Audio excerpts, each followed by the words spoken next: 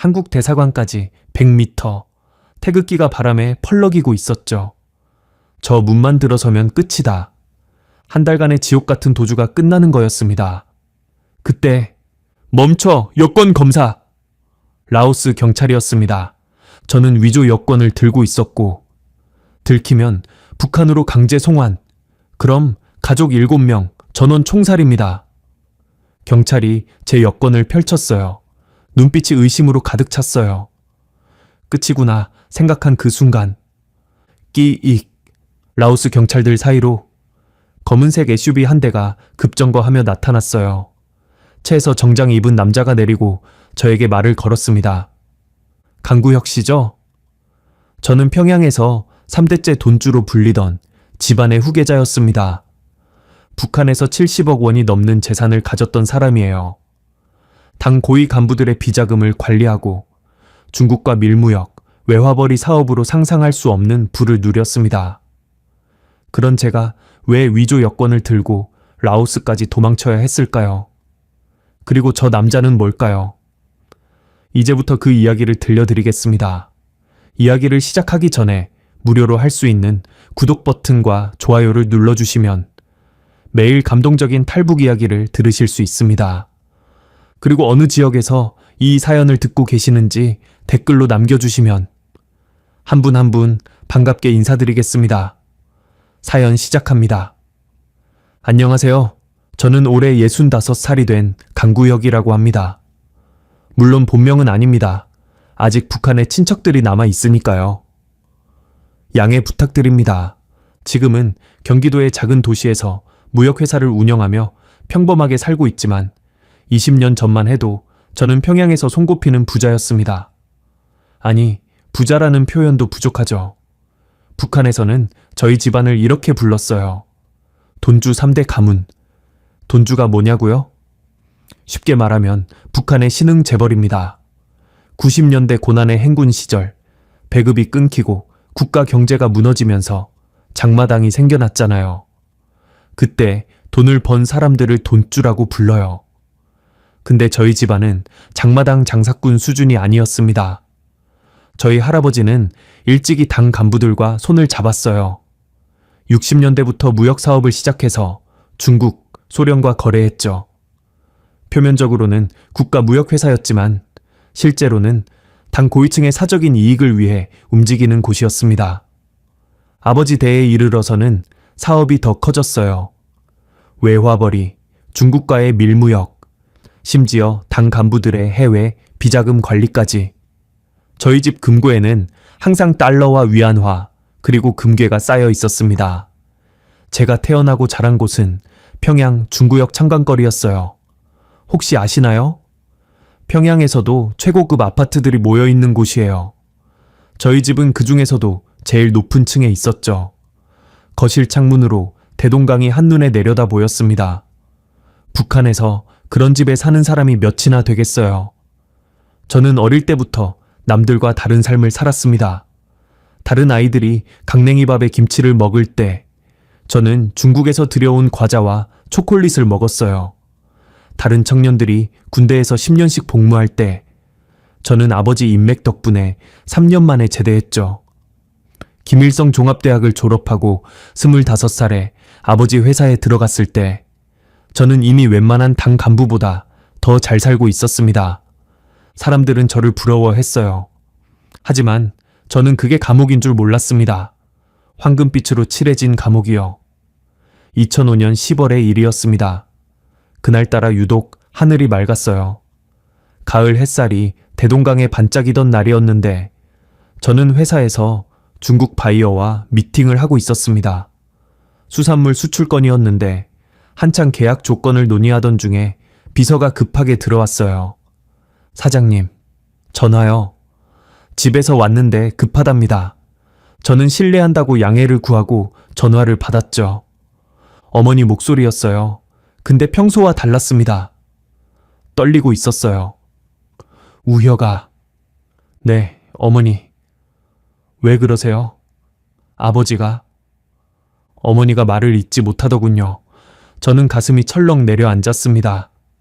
아버지가 어떻게 됐는데요? 쓰러지셨어. 병원에. 빨리 와. 저는 미팅을 중단하고 바로 병원으로 달려갔습니다. 평양의 간부 전용 병원이었어요. 도착했을 때 어머니와 아내 그리고 친척들이 이미 와 있었죠. 의사가 저를 복도로 불러냈습니다. 강구역 동지, 아버님이. 숨을 들이쉬더니 말했어요. 심장마비로 돌아가셨습니다. 저는 그 자리에서 주저앉았어요. 63살이셨는데 평소에 건강하셨거든요. 술도 안 하시고 담배도 안 피우셨어요. 매일 아침 대동강변을 산책하실 정도로 건강관리를 철저히 하시던 분이었습니다. 그런 분이 갑자기 심장마비라니요. 저는 믿을 수 없었습니다. 장례는 사흘장으로 치렀어요. 북한에서 저희 집안 정도 되면 장례도 남다릅니다. 당 간부들이 조문을 왔고 중앙당에서 화환도 보내왔죠. 겉으로 보기에는 성대한 장례였어요. 근데 이상한 일이 있었습니다. 장례 둘째 날이었어요. 조문객들 사이에서 낯익은 얼굴을 발견했죠. 국가보위부 소속 김영철 부부장이었어요. 이름도 가명입니다. 저희 아버지와 사업상 인연이 있던 사람인데 단순한 조문이 아닌 것 같았어요. 그 눈빛이요. 저를 찾는 눈빛이었습니다.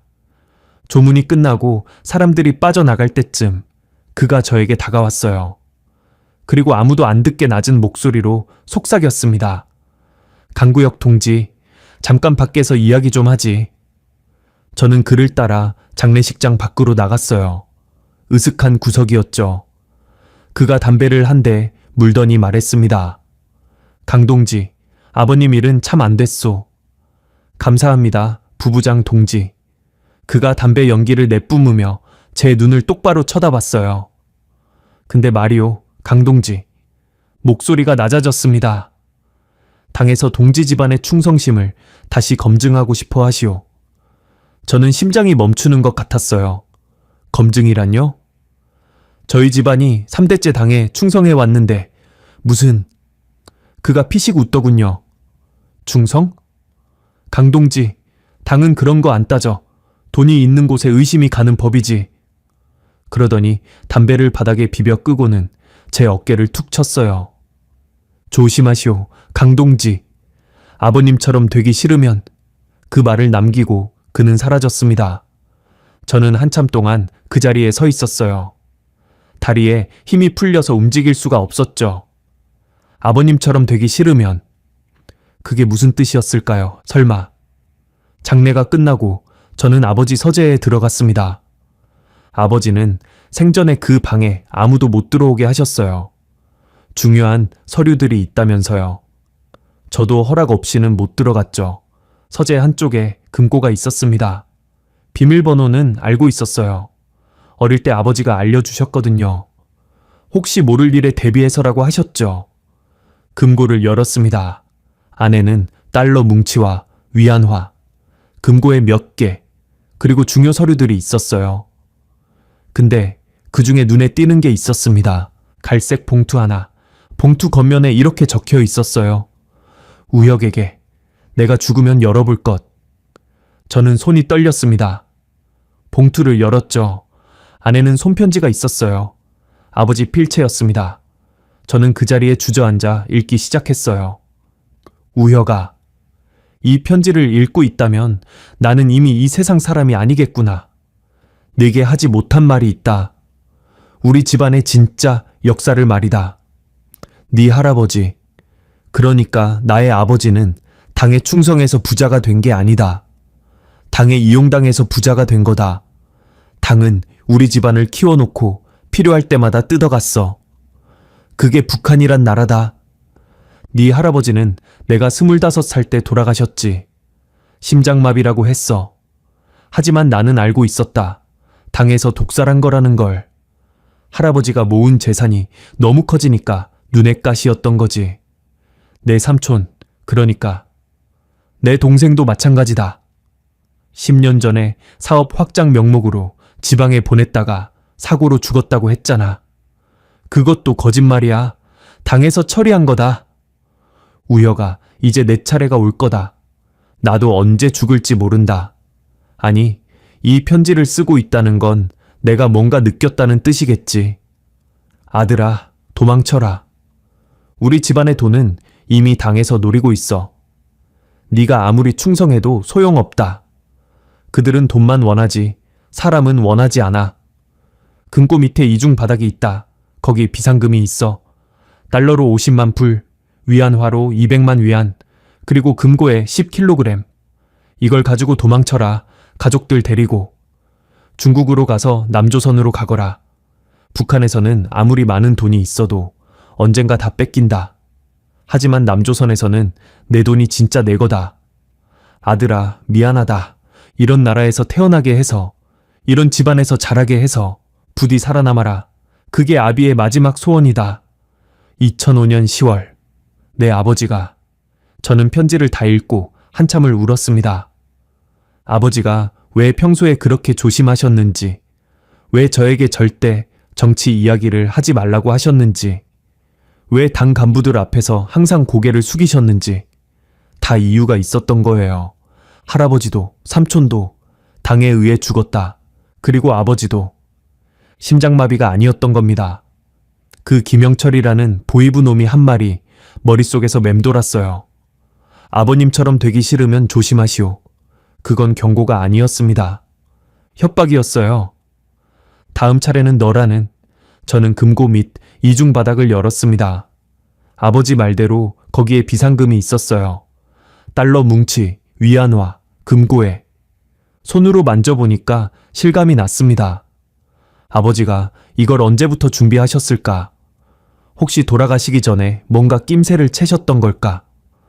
아니면 오래전부터 이런 날이 올 줄 알고 계셨던 걸까? 눈물이 멈추지 않았어요. 저는 그날 밤 결심했습니다. 도망치자, 이 황금빛 감옥에서, 이 지옥 같은 나라에서. 하지만 탈북이 그렇게 쉬운 게 아니잖아요.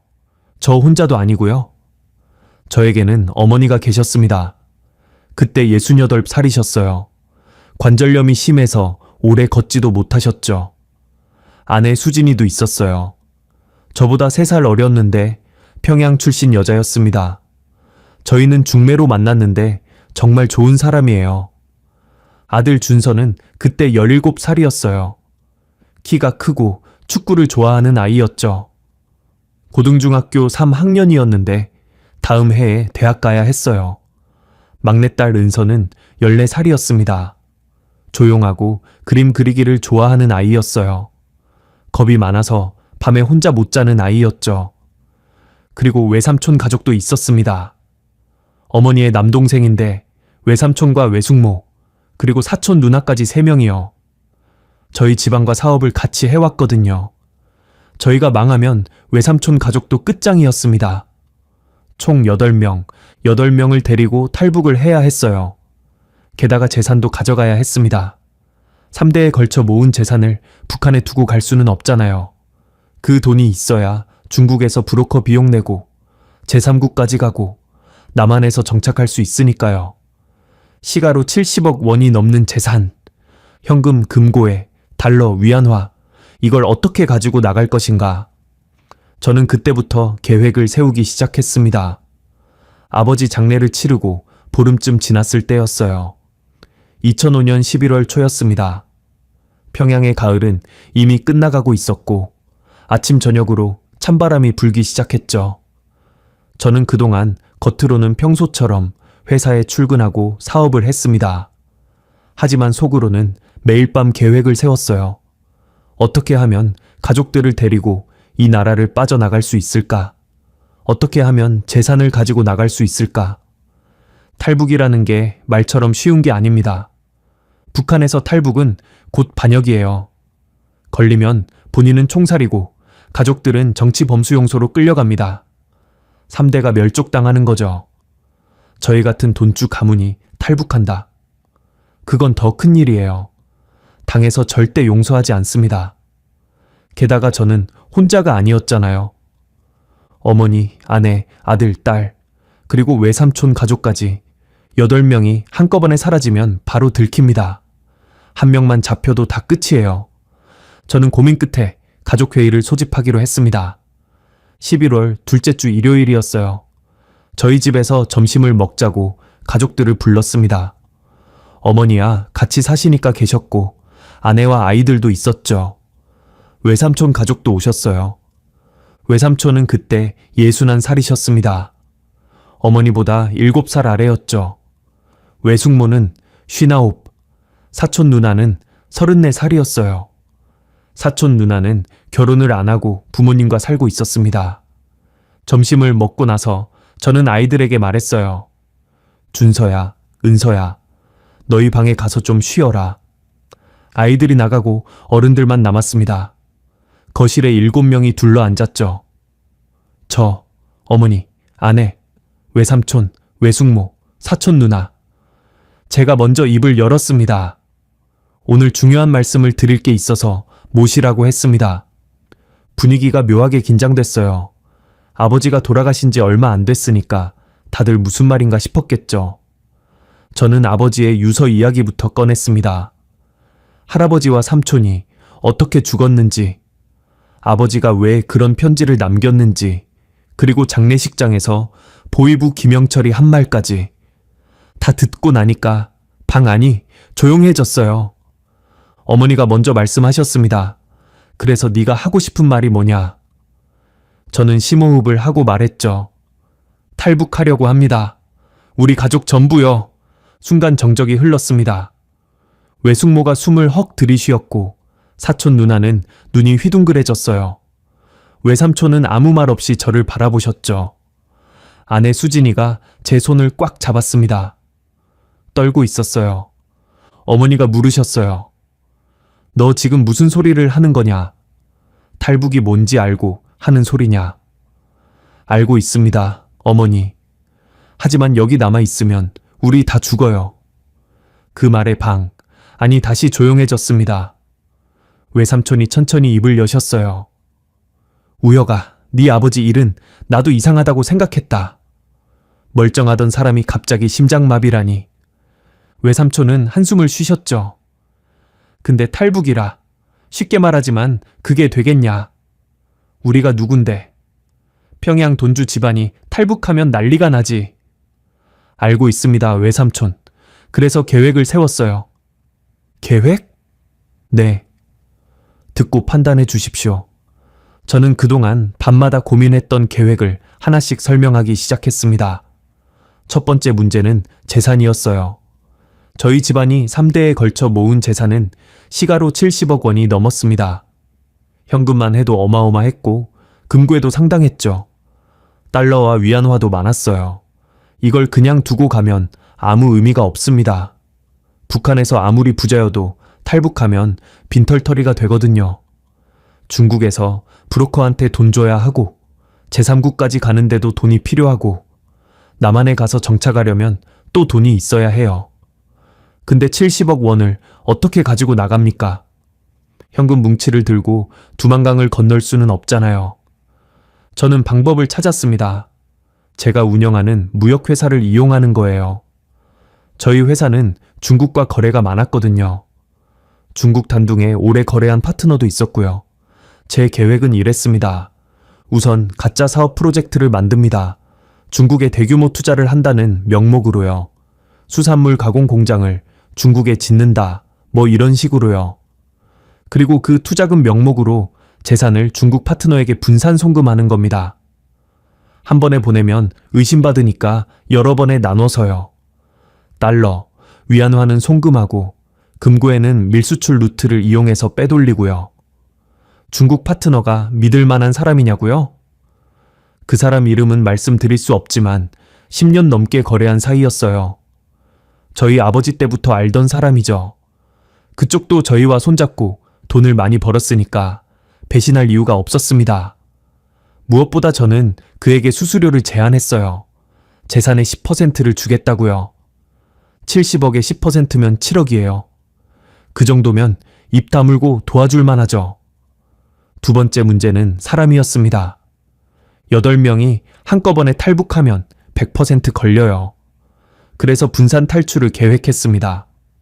각자 다른 시기에 다른 루트로 탈북하는 거예요. 제가 세운 계획은 이랬습니다. 먼저 외삼촌 가족 3명이 함경북도 회령 루트로 빠져나갑니다.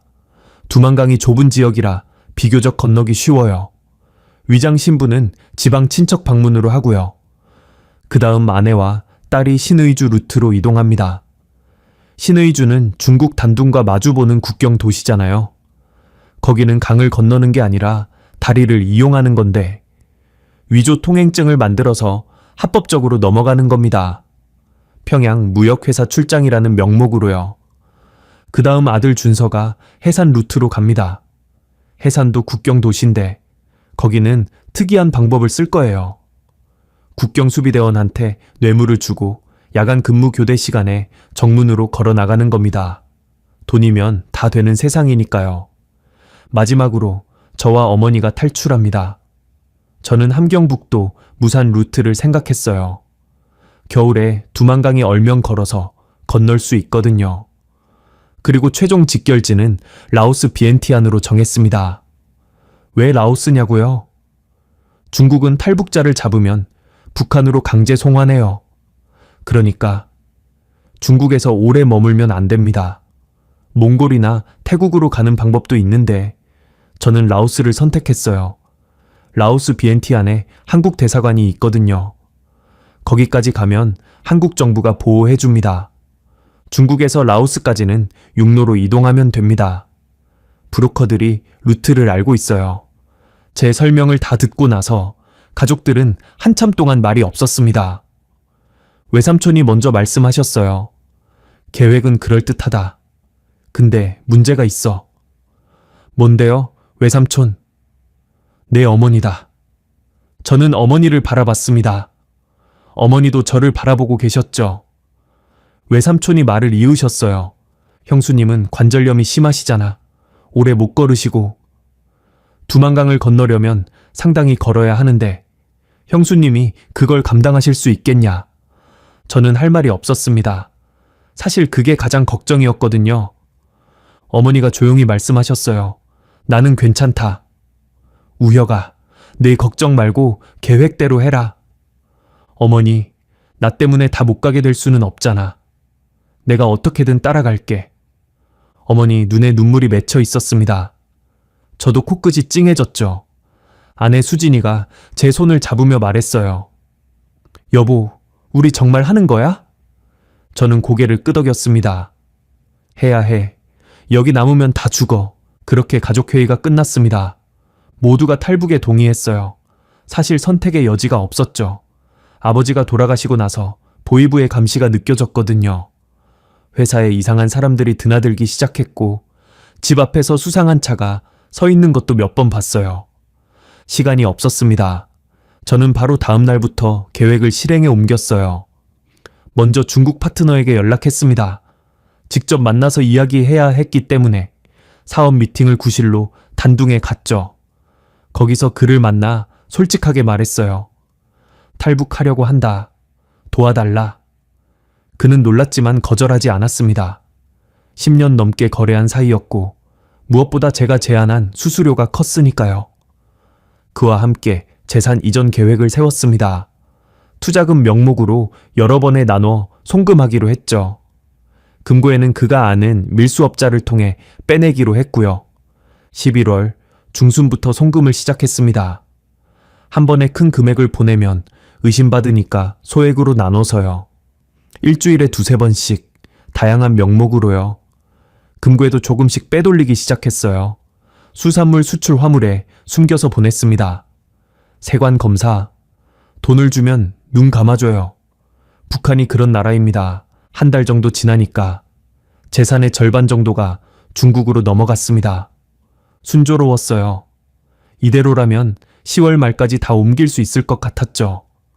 근데 세상 일이 그렇게 계획대로 되지 않잖아요. 12월 초였습니다. 그날 아침 저는 회사에 출근해서 평소처럼 업무를 보고 있었어요. 점심때쯤이었는데 비서가 급하게 들어왔습니다. 사장님, 중앙당에서 연락 왔습니다. 중앙당? 저는 가슴이 철렁했죠. 무슨 일인데? 특별감사를 나온답니다. 내일부터요. 특별감사. 그 단어를 듣는 순간 저는 모든 게 끝났다고 생각했습니다. 북한에서 특별감사가 뭔지 아세요? 그냥 회계감사 같은 게 아닙니다. 국가보위부가 직접 나와서 회사 전체를 뒤지는 거예요. 서류, 장부, 금고, 심지어 직원들 신문까지. 뭐 하나라도 이상하면 바로 체포입니다. 저는 속으로 계산했어요. 지금까지 송금한 내역, 금고의 반출 기록, 중국 파트너와의 거래 내용 다 들키면 끝이었습니다. 저는 바로 행동에 옮겼습니다. 먼저 중국 파트너에게 급히 연락했어요. 암호처럼 쓰던 문구가 있었거든요. 내일 날씨가 안 좋을 것 같다. 출장 일정 바꿔야겠다. 이 말은 위험하다. 당장 계획을 앞당겨야 한다는 뜻이었습니다. 그리고 집에 전화했어요. 어머니한테요? 어머니, 오늘 저녁에 외삼촌 좀 모시라고 해주세요. 중요한 일이 있어요. 그날 저녁, 저는 가족들을 다시 모았습니다. 상황 설명을 하니까 모두 얼굴이 하얘졌어요. 외삼촌이 물으셨죠. 그래서 어떻게 할 거냐? 계획을 앞당겨야 합니다. 원래 10월 말에 출발하려고 내쳤는데 그럴 시간이 없어요. 며칠이나 있는 거냐? 저는 이를 악물고 말했습니다. 일주일이요. 일주일 안에 다 빠져나가야 합니다. 방 안이 술렁거렸어요. 아내가 떨리는 목소리로 물었습니다. 일주일 안에? 그게 가능해? 가능하게 만들어야지. 안 그러면 우리 다 죽어. 그날 밤, 저는 밤새 계획을 수정했습니다. 원래는 한 달에 걸쳐 순차적으로 탈출하려고 했는데 일주일로 압축해야 했어요. 일정을 다시 짰습니다. 디데이 -7, 그러니까 출발 7일 전에 외삼촌 가족이 먼저 떠납니다. 회령 루트로요. 디데이 -5, 아내와 딸이 신의주 루트로 이동합니다. 디데이 -3, 아들 준서가 해산 루트로 갑니다. 디데이 -1, 저와 어머니가 무산 루트로 탈출합니다. 빡빡한 일정이었어요. 한 명이라도 잡히면 다 끝나는 거였죠. 근데 문제가 하나 있었습니다. 남은 재산이요. 아직 중국으로 다 옮기지 못한 게 있었어요. 금고의 일부랑 현금 일부가 집에 남아 있었거든요. 저는 결단을 내렸습니다. 남은 건 제가 직접 들고 나가겠다고요.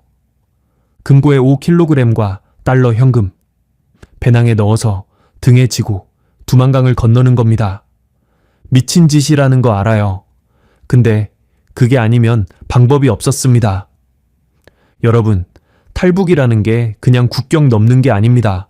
목숨을 거는 거예요. 저는 그날 밤 처음으로 기도를 했습니다. 하느님을 믿는 건 아니었는데 그냥 뭐라도 붙잡고 싶었어요. 제발 우리 가족이 무사히 빠져나갈 수 있게 해주십시오. 다음 날 아침, 특별감사팀이 회사에 도착했습니다. 검은 옷을 입은 보위부 요원들이 우르르 들어왔어요. 저는 웃는 얼굴로 그들을 맞이했습니다. 어서 오십시오. 협조하겠습니다. 속으로는 시계를 보고 있었죠. 7일. 7일만 버티면 된다. 그렇게 저희 가족의 탈북 작전이 시작됐습니다. 탈북 작전 첫날이었습니다. 외삼촌 가족 3명이 먼저 떠나기로 했어요. 외삼촌, 외숙모, 사촌 누나. 이분들이 제일 먼저 빠져나가야 했습니다. 루트는 함경북도 회령이었어요. 평양에서 기차로 하루 거리인데 거기서 두만강을 건너면 바로 중국 땅이거든요. 두만강이 좁은 구간이라 도강하기 비교적 수월한 곳이에요. 위장신부는 지방 친척 방문으로 했습니다. 북한에서는 다른 지역으로 이동하려면 여행 증명서가 필요한데 저희 회사 인맥을 동원해서 위조 서류를 만들었어요. 함경북도 무산에 친척이 있는데 병문안 간다는 명목이었죠.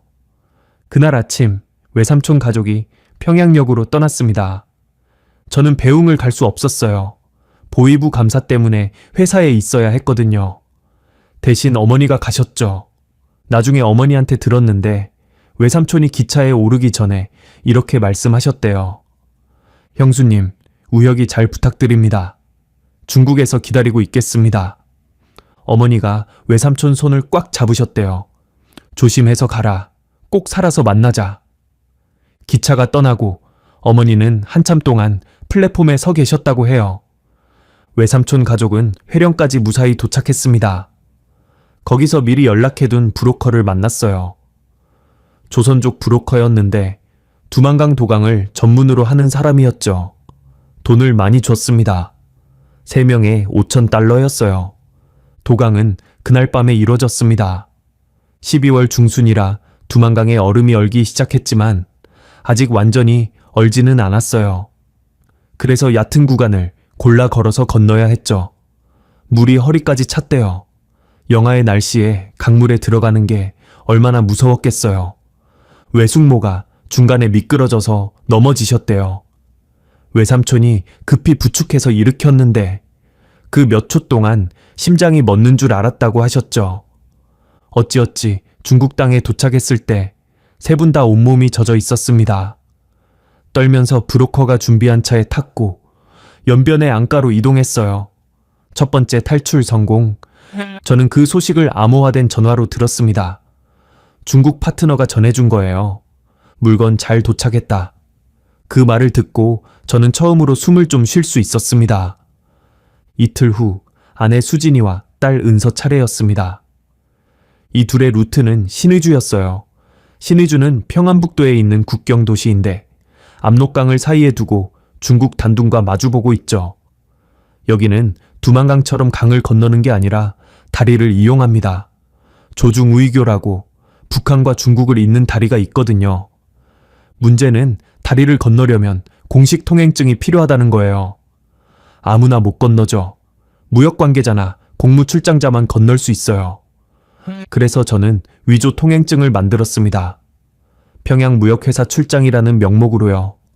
아내를 저희 회사 직원으로, 딸은 아내의 조카로 서류를 꾸몄어요. 단둥에 있는 거래처 방문이라고 했죠. 위조 서류 만드는데 돈이 많이 들었습니다. 근데 그게 문제가 아니었어요.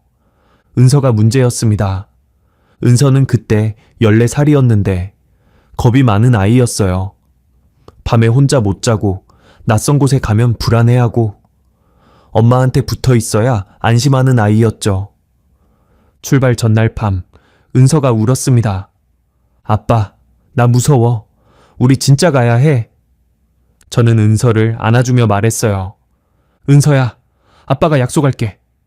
우리 다 같이 좋은 데 가서 살 거야. 거기 가면 네가 좋아하는 그림도 마음껏 그릴 수 있어. 진짜? 응, 진짜. 근데 그러려면 지금 용기를 내야 해. 엄마 손 꼭 잡고 가면 돼. 알겠지? 은서가 고개를 끄덕였어요. 눈물이 볼을 타고 흘러내렸지만요. 다음 날 아침 아내와 딸이 떠났습니다. 저는 집에서 배웅했어요. 회사에 나가기 전에 시간을 냈죠. 수진이가 저를 바라보며 말했습니다. 여보, 조심해. 꼭 살아서 만나. 당연하지. 중국에서 보자. 저는 아내를 안았습니다. 수진이 몸이 떨리고 있었어요. 무섭겠죠. 당연히 무섭죠. 은서도 안아줬어요. 은서야, 씩씩하게 가. 아빠, 금방 따라갈게. 응, 아빠. 은서가 울먹이면서 고개를 끄덕였습니다. 두 사람이 문을 나서는 뒷모습을 보면서 저는 속으로 빌었어요. 제발, 제발, 무사히 가게 해주세요. 신의주까지는 기차로 반나절 거리였습니다. 도착해서 하룻밤 묵고 다음날 아침에 다리를 건너기로 했어요. 단둥에서 조선족 브로커가 기다리고 있었죠. 근데 문제가 생겼습니다. 다리 검문소에서 서류 검사를 하는데 경비원이 은서를 유심히 쳐다봤대요. 이 아이는 왜 데려가는 거요? 아내가 대답했죠. 조카입니다. 제 언니 딸인데 단둥에 있는 친척 집에 데려다 주려고요. 경비원이 의심스러운 눈으로 은서를 봤대요.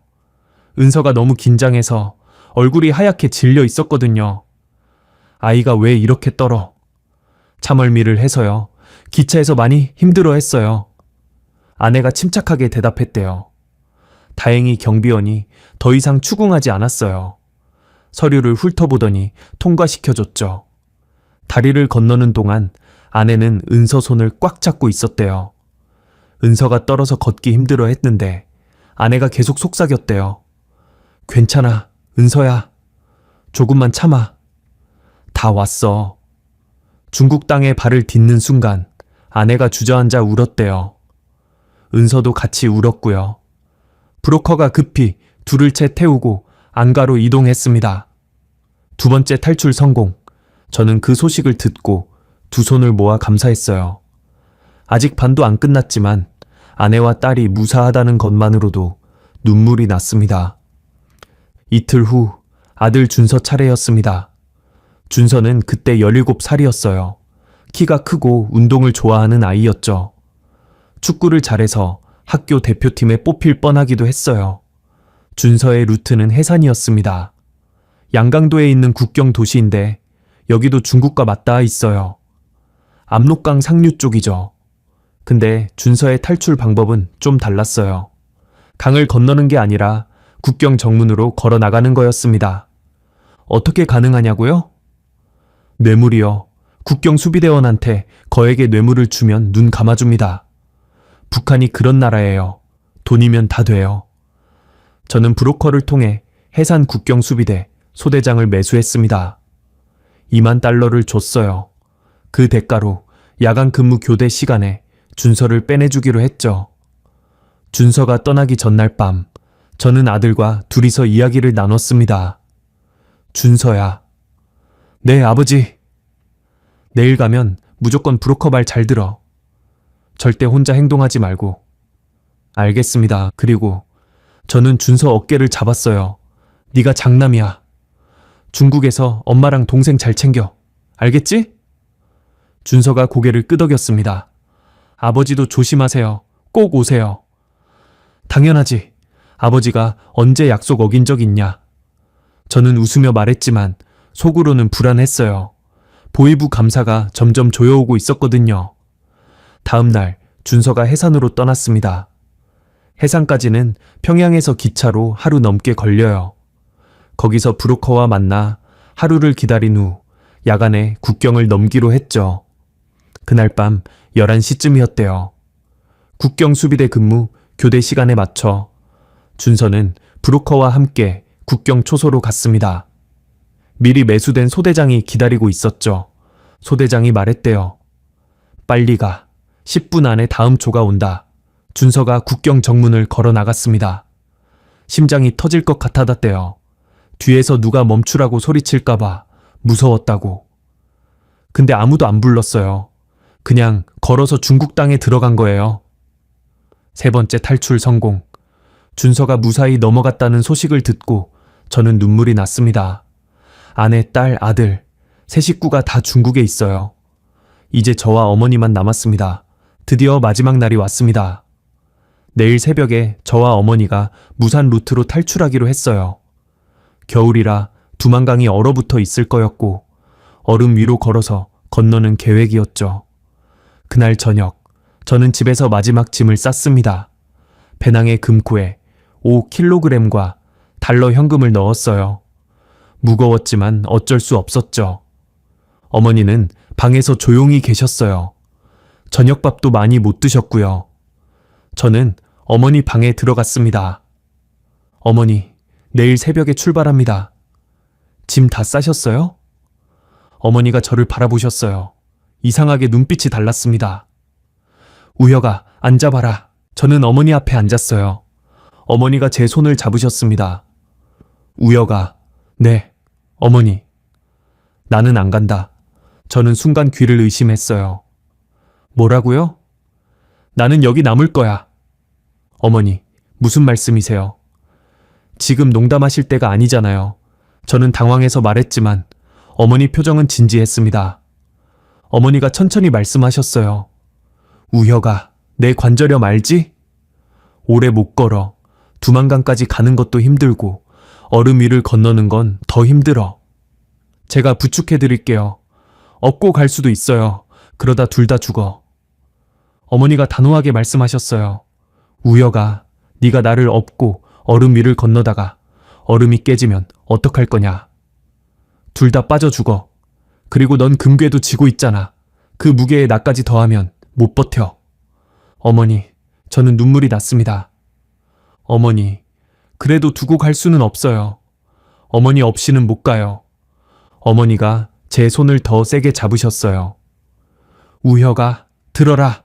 내가 여기 남으면 네가 시간을 벌 수 있어. 무슨 말씀이세요?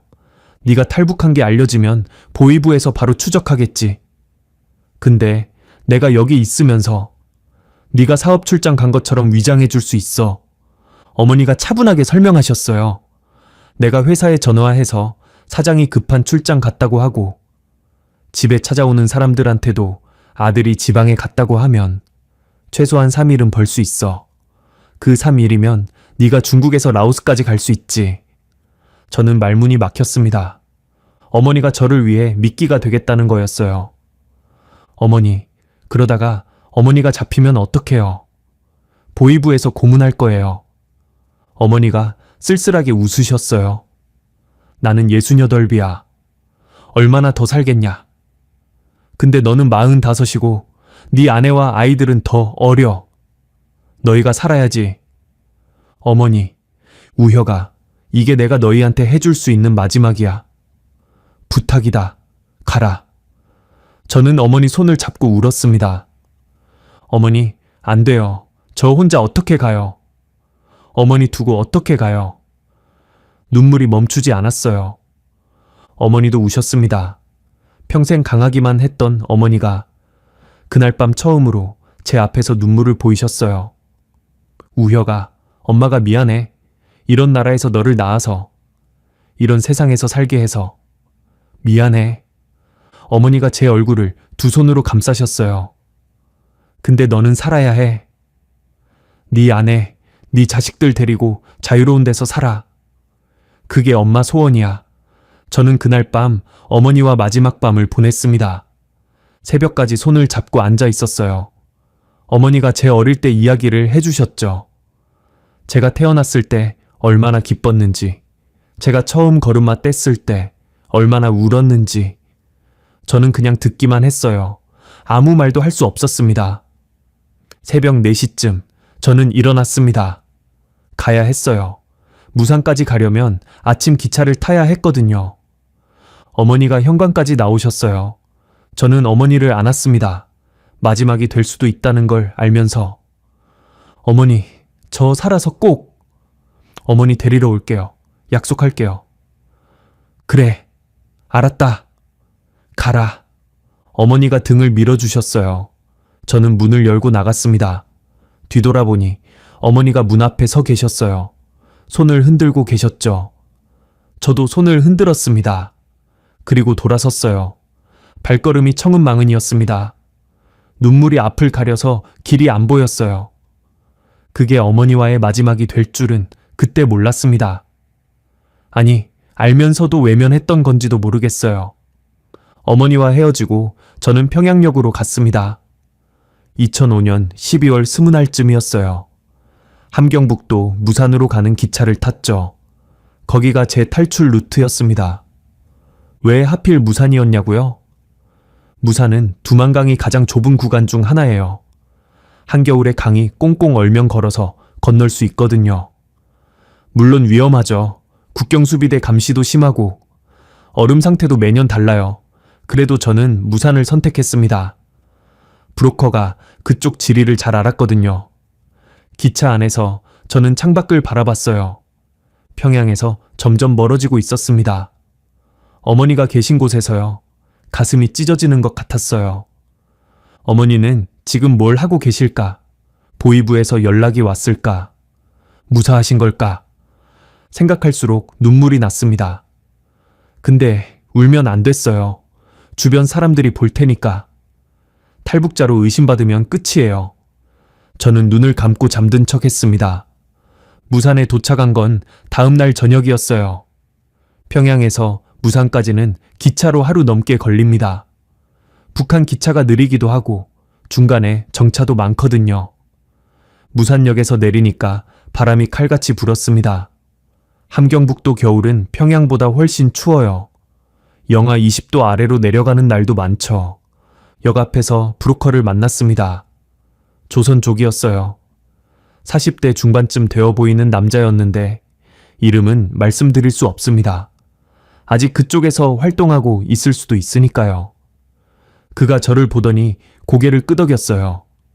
강 선생이요? 네, 맞습니다. 강 선생은 제 가명이었습니다. 본명을 쓸 수는 없으니까요. 브로커가 작은 목소리로 말했어요. 따라오시오. 오늘 밤에 건너야 하오. 저는 그를 따라 걸었습니다. 브로커가 데려간 곳은 무산 외곽의 허름한 농가였어요. 거기서 밤까지 기다리기로 했죠. 낮에는 국경수비대가 감시하니까 위험하거든요. 밤에, 그것도 자정쯤에 건너야 안전합니다. 저는 농가방 한켠에 앉아서 기다렸어요. 배낭을 내려놓고 안에 든 것들을 확인했죠. 금고에 5kg, 달러 현금 10만 불, 위안화 50만 위안. 이게 제가 직접 가지고 나가는 재산이었습니다. 나머지는 이미 중국 파트너한테 송금해놨고요. 무거웠어요. 배낭만 해도 10kg은 됐을 겁니다. 이걸 지고 얼음 위를 건너야 한다고 생각하니 걱정이 됐죠. 근데 버릴 수는 없었습니다. 이 돈이 있어야 중국에서 브로커 비용 내고 라오스까지 가고 남한에서 정착할 수 있으니까요. 가족들 목숨이 달린 돈이었어요. 밤 11시쯤 브로커가 저를 불렀습니다. 갈 시간이요. 저는 배낭을 메고 일어났어요. 달러와 위안화는 방수 가방에 따로 넣어서 손에 들었죠. 혹시 물에 젖으면 안 되니까요. 농가를 나서니 바람이 얼굴을 때렸습니다. 숨을 쉬면 코털이 얼어붙을 정도로 추웠어요. 브로커가 앞장서서 걸었고 저는 뒤를 따랐습니다. 30분쯤 걸었을까요? 앞에 강이 보였어요. 두만강. 두만강 보신 적 있으세요? 사진으로는 많이들 보셨을 거예요. 근데 한겨울밤에 직접 보면 느낌이 달라요. 검은 얼음이 깔려 있었습니다. 달빛에 반짝거렸는데 아름다운 게 아니라 무서웠어요. 저 얼음 밑에 강물이 흐르고 있다는 걸 아니까요. 빠지면 죽는다는 걸 아니까요. 강폭은 한 50m쯤 됐어요. 멀지 않죠. 근데 그 50m가 지옥과 천국을 가르는 거리였습니다. 브로커가 얼음 상태를 살펴보더니 얼굴을 찌푸렸어요. 이상하오. 뭐가요? 얼음이 얇소. 원래 이맘때면 더 두꺼워야 하는데. 그가 발로 얼음을 툭툭 쳤어요. 올해 날씨가 이상하오. 며칠 전에 따뜻했거든. 그래서 얼음이 제대로 안 얼었소. 저는 가슴이 철렁했습니다. 그럼 어떡하죠? 못 건너는 거예요? 브로커가 잠시 생각하더니 말했어요. 건널 수는 있소. 근데 서서 걸으면 안 돼요. 기어가야 하오. 기어가요? 그렇소. 몸무게를 분산시켜야 얼음이 안 깨지요. 엎드려서 기어가시오. 저는 배낭을 바라봤습니다. 금고에 5kg. 이 무게가 문제겠군요. 브로커가 제 배낭을 보더니 말했어요. 뭐가 들었소? 중요한 거요. 무거워 보이는데 어쩔 수 없소. 가져가야 하오. 브로커가 한숨을 쉬었어요. 당신 목숨이요. 알아서 하시오. 저는 강가에 섰습니다. 맞은편이 중국 땅이에요. 50m 거리, 기어서 가면 10분이면 될 거리였죠. 근데 그 10분이 제 인생에서 가장 긴 10분이 될 줄은 몰랐습니다. 브로커가 말했어요. 나는 여기까지요. 저쪽에 우리 사람이 기다리고 있을 거요. 불빛이 3번 깜빡이면 그 사람이요. 알겠습니다. 행운을 비오. 저는 고개를 끄덕이고 얼음 위에 올라섰어요. 첫 발을 내딛는 순간 삐걱하는 소리가 났습니다. 얼음이 제 무게를 버티고 있었지만 불안한 소리였어요. 저는 바로 엎드렸습니다. 그리고 기어가기 시작했죠. 영하 15도에서 얼음 위를 기어가 본 적 있으세요? 없으시죠? 저도 그때 처음이었어요. 손이 먼저 얼었습니다. 장갑을 꼈는데도 손끝이 얼얼해지더군요. 무릎도 아팠어요. 얼음에 닿을 때마다 뼛속까지 시렸습니다. 근데 제일 무서운 건 소리였어요.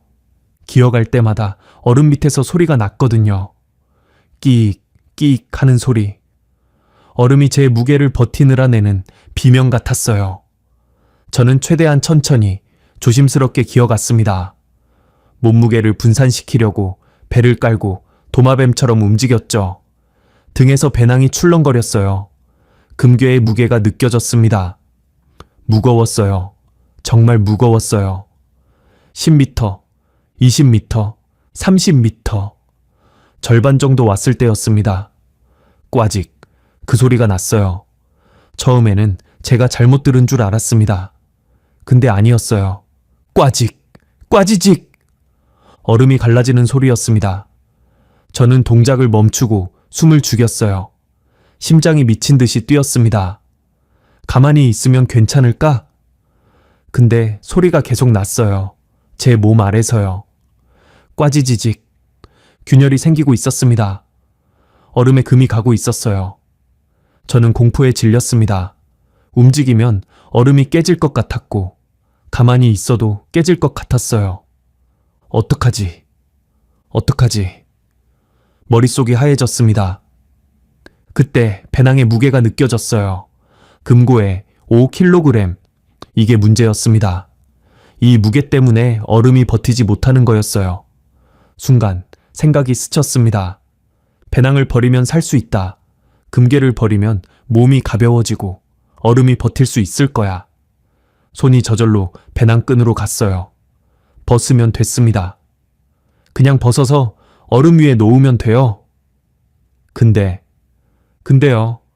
저는 멈췄습니다. 그 순간 제 머릿속에 스쳐간 게 뭔지 아세요? 가족들 얼굴이었어요.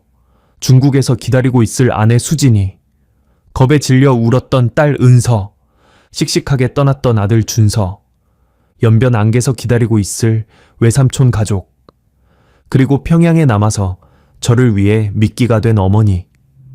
이 금괴가 없으면 어떻게 되죠? 중국에서 브로커 비용을 못 내요. 그러면 라오스까지 못 가요. 라오스까지 못 가면 남한에 못 가요. 그리고 중국에서 체류하다가 공안에 잡히면 북한으로 강제 송환이에요. 가족들 전부 다요. 아내도 아들도 딸도 외삼촌 가족도 다 죽어요. 저는 배낭끈에서 손을 뗐습니다. 못 버려. 이건 못 버려. 저는 이를 악물었어요. 그리고 다시 기어가기 시작했습니다. 꽈지직, 꽈지직.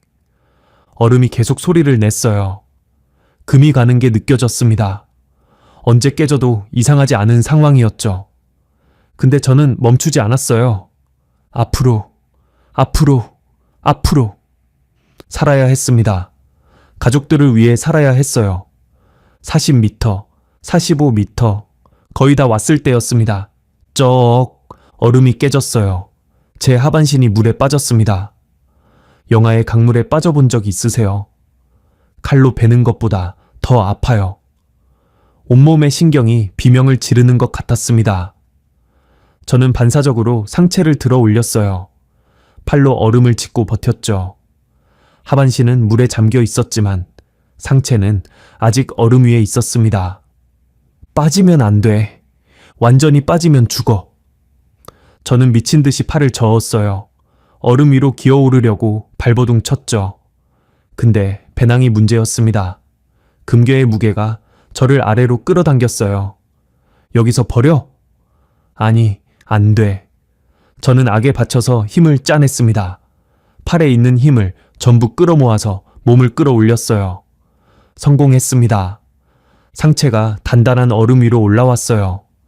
저는 그대로 기어갔습니다. 멈추면 죽을 것 같았거든요. 하반신은 이미 젖어 있었지만 신경 쓸 여유가 없었어요. 그냥 앞으로, 앞으로 마지막 5m, 3m, 1m. 손이 뭔가 단단한 걸 잡았어요. 땅이었습니다. 중국 땅. 저는 온 힘을 다해 몸을 끌어올렸어요. 얼음에서 벗어나 흙 위에 쓰러졌습니다. 해냈어. 해냈어. 저는 숨을 몰아쉬며 하늘을 바라봤어요. 별이 보였습니다. 그 별들이 그렇게 아름다울 수가 없었어요. 그때 누군가 달려왔습니다. 손전등 불빛이 제 얼굴을 비쳤어요. 강 선생. 강 선생, 중국 측 브로커였어요. 40대 여자였는데 얼굴이 하얗게 질려 있었습니다. 그가 저를 부축해서 일으켜 세웠어요. 그러다가 제 젖은 바지를 보더니 소리쳤죠. 미쳤어? 물에 빠졌어? 네. 저는 이가 딱딱 부딪히면서 대답했어요. 몸이 떨리기 시작했거든요. 브로커가 제 배낭을 보더니 말했습니다. 이게 뭐야? 왜 이렇게 무거워? 저는 대답했어요. 금고예요. 뭐? 금괴 5kg. 브로커가 어이없다는 얼굴로 저를 쳐다봤어요. 미쳤어? 금괴 때문에 죽을 뻔했잖아. 버리지 그랬어. 저는 떨리는 목소리로 대답했습니다. 이게 없으면... 숨을 들이쉬고 말했어요. 이게 없으면 우리 가족이 다 죽어요. 브로커가 잠시 저를 바라봤어요. 뭔가 느낀 것 같았습니다. 그가 한숨을 쉬더니 저를 부축했어요. 됐어. 일단 가자. 이러다 얼어 죽겠어. 저는 그를 따라 걸었습니다.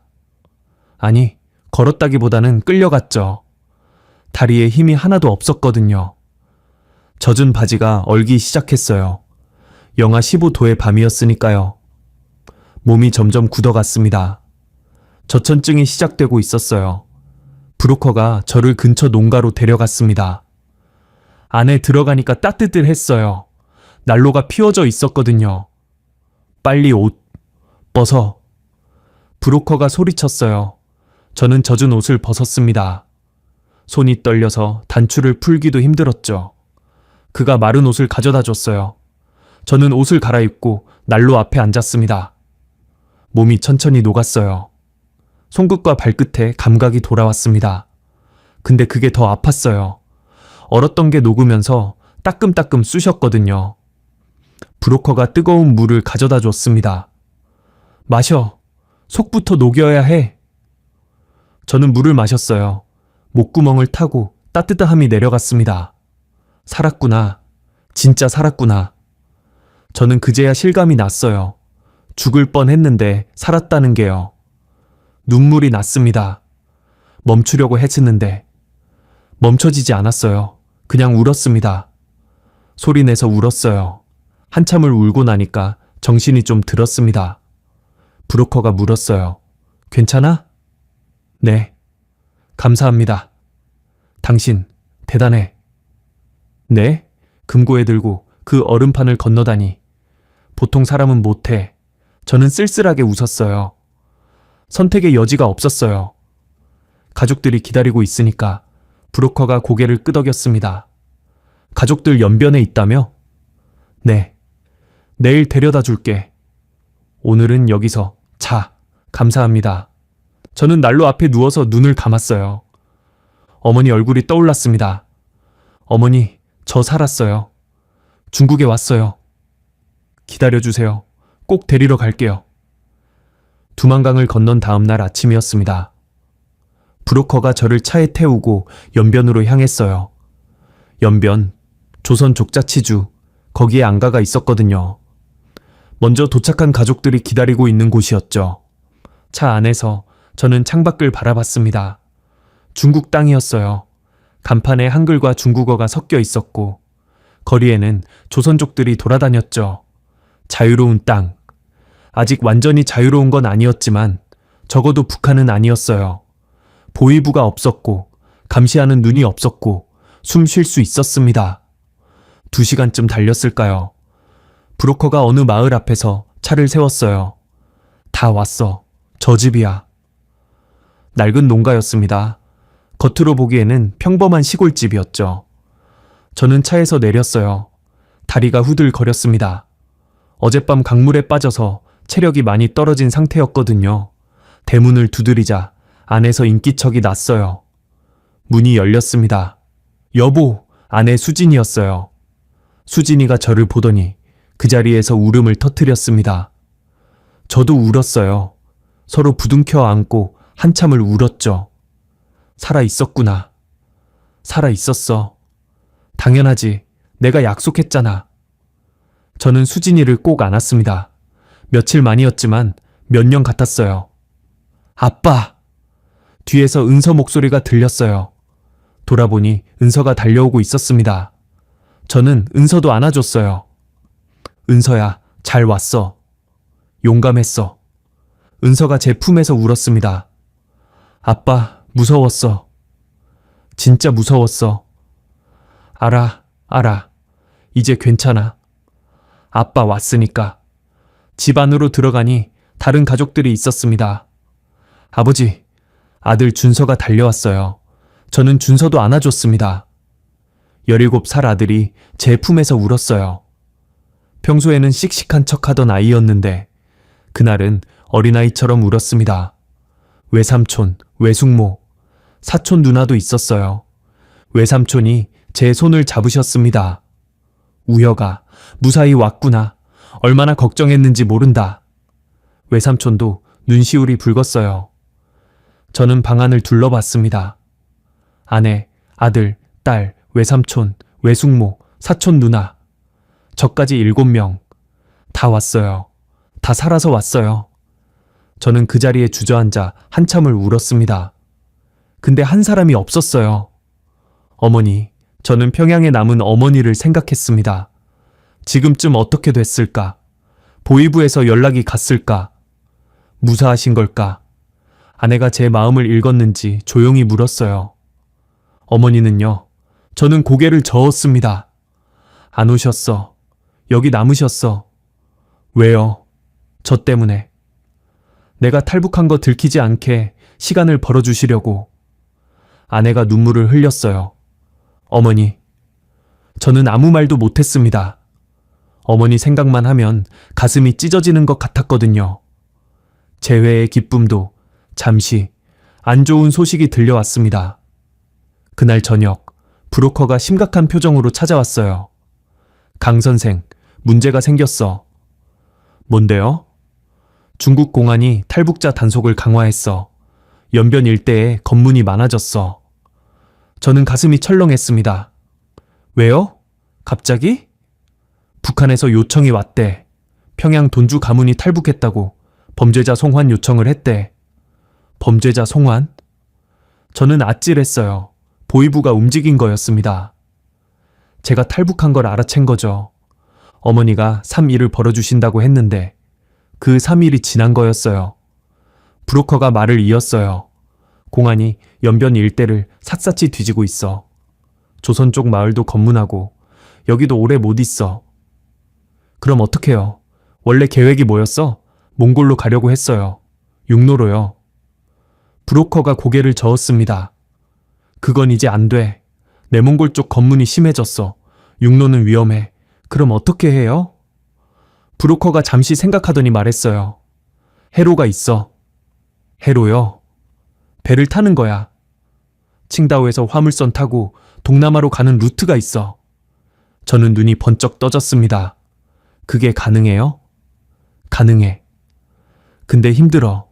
화물선 컨테이너에 숨어서 가야 하거든. 며칠이 걸릴지 모르고. 저는 가족들을 바라봤어요. 아내, 아들, 딸, 외삼촌, 외숙모, 사촌 누나. 7명. 컨테이너에 7명이 숨어서 배를 타야 한다. 저는 결단을 내렸습니다.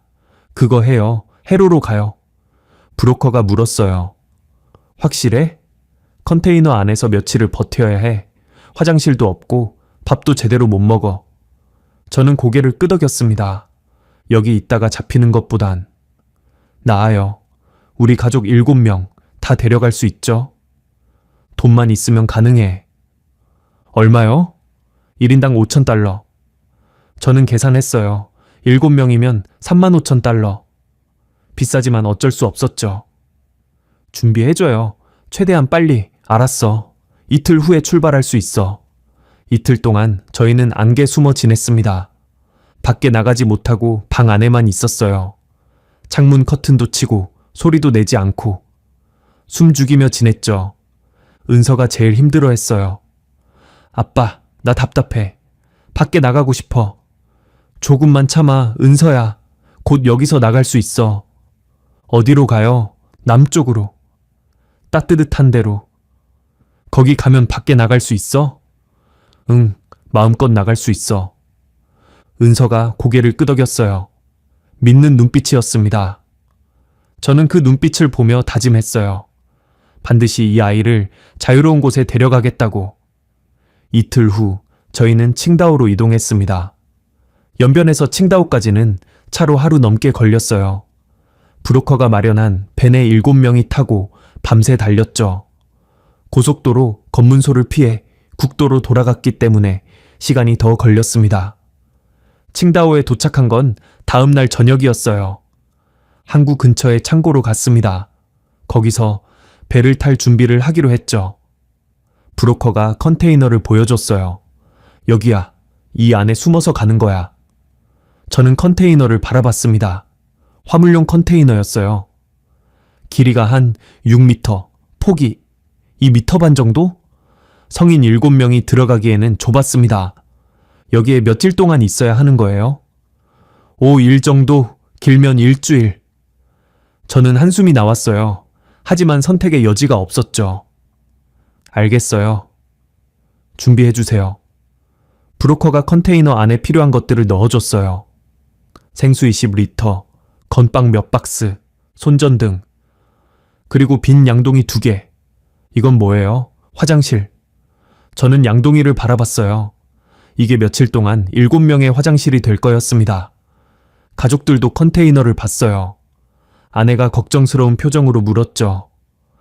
여기서 5일을요? 저는 고개를 끄덕였습니다. 방법이 없어. 여기서 버티면 동남아로 갈 수 있어. 거기서 남한 대사관에 가면 돼. 외삼촌이 말씀하셨어요. 할 수 있다. 우리가 여기까지 왔는데 이 정도는 버틸 수 있어. 외숙모도 고개를 끄덕이셨죠. 맞아. 이제 조금만 더 참으면 돼. 그날 밤 저희는 컨테이너에 올랐습니다. 7명이 좁은 공간에 들어갔어요. 앉으면 다리가 닿을 정도로 좁았습니다. 눕기도 힘들었죠. 브로커가 마지막으로 말했어요. 문 닫으면 열 수 없어. 목적지에 도착해야 열어줘. 알겠지? 알겠어요. 행운을 빌어. 철컥. 문이 닫혔습니다. 어둠이 찾아왔어요. 손전등을 켜니까 조금 나았지만 그래도 답답했습니다. 공기도 탁했고요. 저는 가족들을 둘러봤어요. 다들 긴장한 표정이었습니다. 저는 최대한 밝은 목소리로 말했어요. 자, 이제 시작이야. 5일만 버티면 돼. 할 수 있지? 첫째 날은 그럭저럭 버틸만 했어요. 배가 출항하고 흔들리기 시작했을 때 좀 멀미가 났지만 참을 수 있었죠. 건빵을 조금씩 나눠 먹고 물도 아껴 마셨습니다. 문제는 둘째 날부터였어요. 답답함이 본격적으로 시작됐습니다. 컨테이너 안은 환기가 잘 안 돼서 공기가 탁했어요. 냄새도 났고요. 양동이 화장실 때문에요. 외숙모가 먼저 힘들어 하셨어요. 숨이 막혀. 문 좀 열 수 없어? 안 돼요, 외숙모. 열면 들켜요. 알아. 근데 너무 답답해. 외삼촌이 외숙모 손을 잡으셨어요. 조금만 참아. 우리 할 수 있어. 셋째 날, 은서가 이상해지기 시작했어요. 아빠. 왜? 은서야.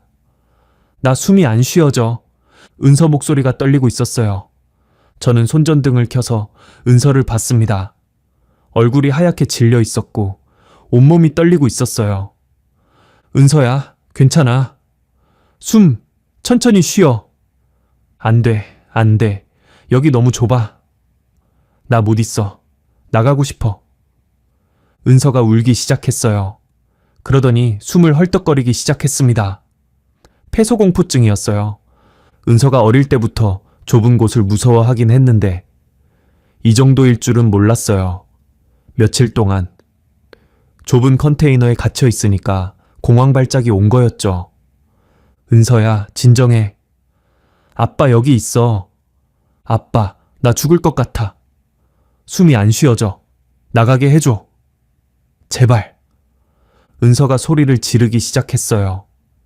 큰일이었습니다. 은서가 소리를 지르면 배 승무원들이 들을 수도 있어요. 그러면 끝이에요. 아내가 은서를 안으려고 했지만 은서가 발버둥을 쳤어요. 싫어. 나가고 싶어. 여기 싫어. 은서야, 제발. 조용히 해야 해. 저는 당황해서 어쩔 줄 몰랐습니다. 그때였어요. 외숙모가 움직였습니다. 외숙모가 은서에게 다가가더니 그 아이를 품에 안았어요. 꽉 안았습니다. 은서야. 외숙모 목소리가 부드러웠어요. 은서야, 할머니가 여기 있어. 은서가 외숙모를 할머니라고 불렀거든요. 나이 차이가 많이 나니까요. 은서가 여전히 떨고 있었지만 외숙모 품에서 조금 진정되는 것 같았어요. 외숙모가 은서를 꼭 안은 채 말했습니다. 은서야, 할머니 말 들어. 눈 감아봐. 은서가 눈을 감았어요. 그래, 잘했어. 이제 할머니 목소리만 들어. 외숙모가 천천히 노래를 부르기 시작했어요. 자장가였어요. 외숙모가 떨리는 목소리로 자장가를 부르셨습니다. 좁고 어두운 컨테이너 안에서 탁한 공기 속에서 그 자장가가 울려 퍼졌어요. 은서가 조금씩 진정되기 시작했습니다. 떨림이 줄어들었고 숨소리도 고르게 돌아왔어요. 외숙모가 계속 노래를 불렀습니다. 은서야, 할머니가 여기 있어. 우리 조금만 참으면 돼. 조금만. 은서가 외숙모 품에서 작은 목소리로 대답했어요. 네, 할머니. 그래, 잘했어. 우리 은서 착하지? 조금만 참으면 좋은 데 갈 수 있어. 따뜻하고 넓은데 마음껏 뛰어다닐 수 있는데. 정말요? 응, 정말이야. 할머니가 약속해. 그날 밤 외숙모는 은서를 품에 안고 밤새 자장가를 불렀습니다. 은서가 잠들 때까지 계속요. 그리고 은서가 깨면 또 불렀어요. 저는 그 모습을 보면서 눈물이 났습니다. 외숙모도 힘드셨을 거예요. 59살에 이 고생을 하시는 거잖아요. 근데 어린 조카를 위해 밤새 노래를 부르셨어요. 가족이라는 게 이런 거구나. 저는 그때 깨달았어요. 넷째 날, 다섯째 날. 우리는 버텼습니다. 물은 거의 떨어졌고 건빵도 얼마 안 남았어요. 양동이 화장실은 냄새가 심해져서 숨쉬기가 힘들었죠. 그래도 버텼어요. 은서는 외숙모 옆에 붙어 있었습니다. 외숙모가 손을 잡아주면 괜찮아 했어요. 준서는 묵묵히 참았어요. 가끔 은서 손을 잡아주기도 했죠. 오빠로서 동생을 챙기는 거였어요. 아내 수진이는 계속 기도를 했어요. 눈을 감고 두 손을 모으고. 뭘 믿는 건 아니었는데 그때는 뭐라도 붙잡고 싶었나 봐요. 외삼촌과 사촌, 누나도 조용히 버텼습니다. 불평 한마디 없이요. 다섯째 날 저녁이었어요. 배가 멈추는 게 느껴졌습니다. 가족들이 긴장했어요. 도착한 거야? 저도 확실하지 않았습니다. 설마 중간에 검문이라도 하는 건 아닐까 무서웠어요. 한참을 기다렸습니다. 그러다가 문이 열렸어요. 쿵, 빛이 들어왔습니다. 눈이 부셨어요. 며칠 만에 보는 햇빛이었거든요. 눈을 가늘게 뜨고 밖을 봤습니다. 브로커가 서 있었어요. 웃고 있었습니다. 도착했어. 베트남이야. 저희는 그렇게 베트남 하이퐁 항구에 도착했습니다. 컨테이너에서 내릴 때 다리에 힘이 없어서 비틀거렸어요. 며칠 동안 제대로 못 움직였으니까요. 근데 그런 건 아무래도 좋았어요. 우리가 살았다는 게 중요했습니다. 7명 전원이 무사히 동남아에 도착했어요. 브로커가 말했습니다. 여기서 육로로 라오스까지 가면 돼. 라오스 비엔티안에 한국 대사관이 있어. 거기 가면 끝이야. 얼마나 걸려요? 2, 3일이면 돼. 저는 가족들을 돌아봤어요. 다들 지쳐 있었지만 눈빛은 살아 있었습니다. 가자. 조금만 더 가면 돼. 베트남 하이퐁 항구에서 내린 저희는 하루를 쉬었습니다. 컨테이너 안에서 5일을 보냈으니까. 몸이 엉망이었거든요. 제대로 못 먹고, 못 씻고, 못 자고. 다들 녹초가 되어 있었어요. 브로커가 마련한 숙소에서 씻고, 밥 먹고, 잠깐 눈을 붙였습니다. 그리고 다음 날 새벽 라오스로 출발했어요. 베트남에서 라오스까지는 육로로 이틀 정도 걸립니다. 버스를 타고 국경을 넘어야 하는데 여기서도 문제가 있었어요. 여권이요. 저희는 당연히 북한 여권밖에 없잖아요. 근데 북한 여권으로는 베트남이나 라오스 입국이 안 돼요. 그래서 위조 여권을 만들어야 했습니다. 브로커가 중국에서 미리 준비해뒀어요. 중국 여권이었습니다. 조선족으로 위장한 거죠. 사진만 저희 걸로 바꾸고 나머지는 다 가짜였어요. 이름도 가짜, 생년월일도 가짜. 들키면 바로 체포되는 거였죠.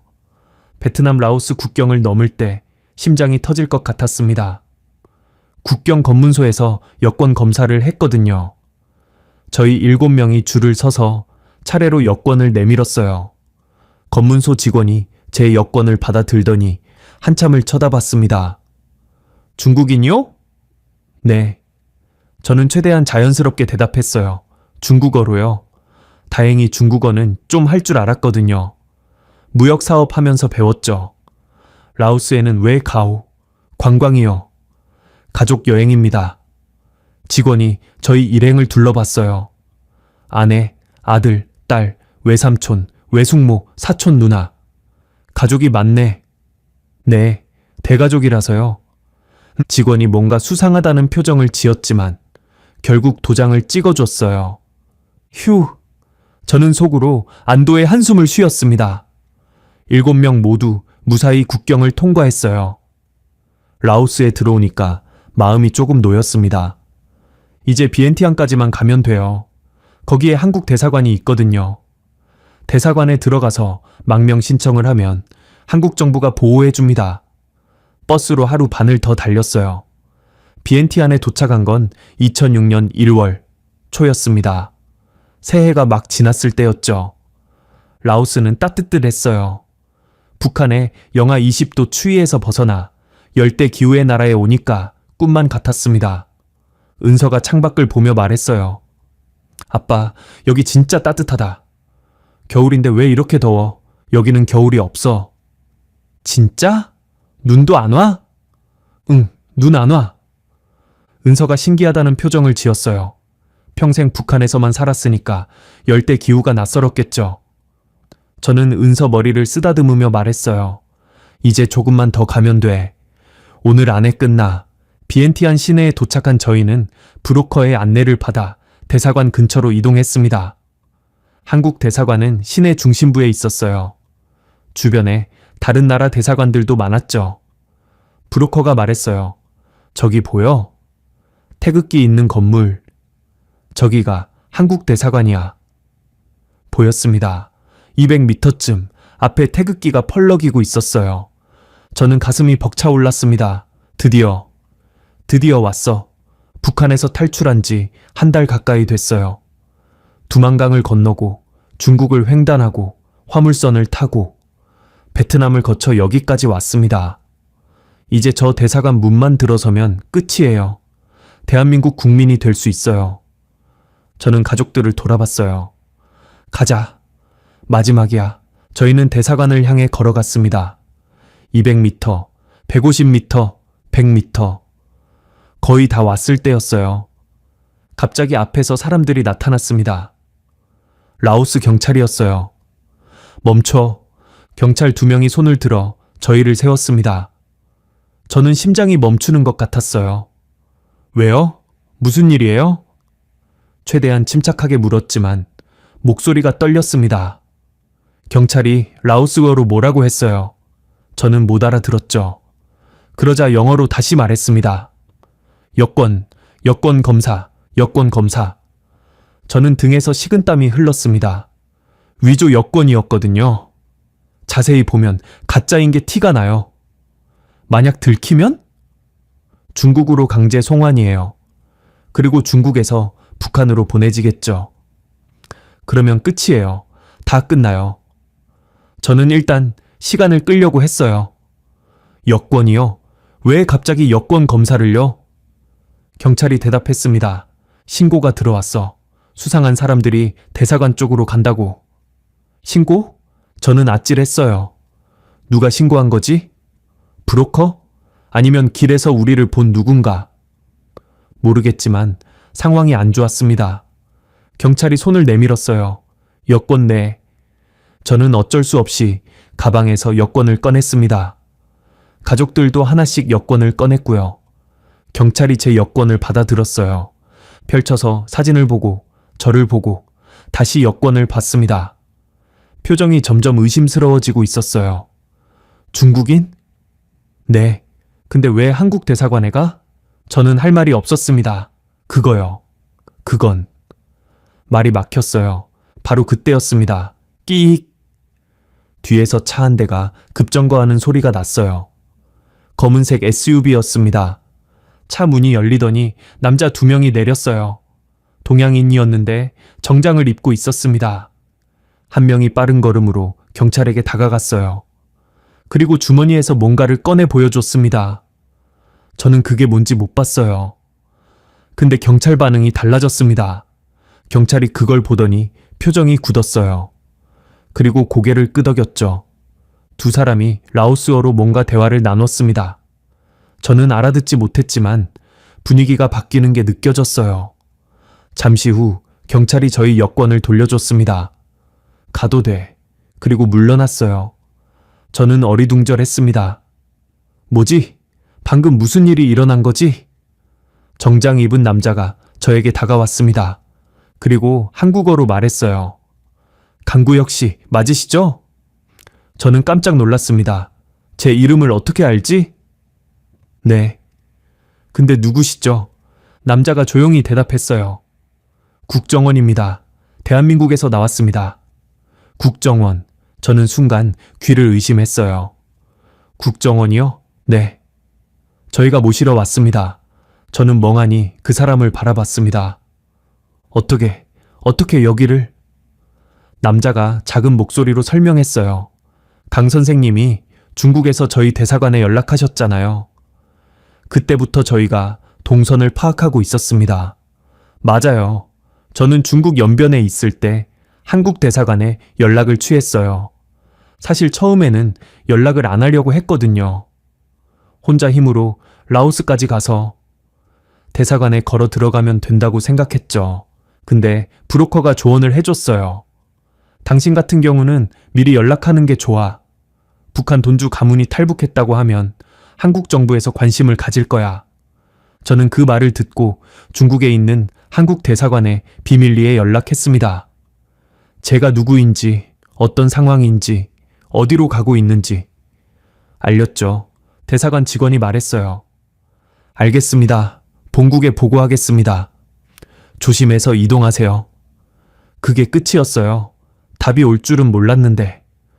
국정원 요원이 말을 이었어요. 북한 3대 돈주 가문의 탈북이라는 정보가 서울까지 보고됐습니다.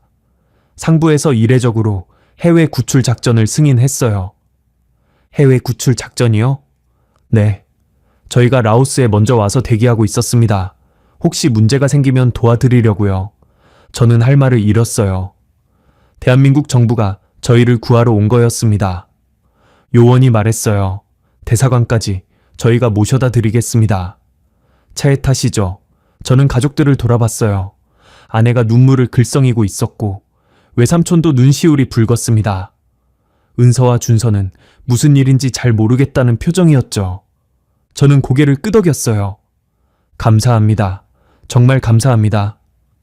가족들과 함께 SUV에 탔습니다.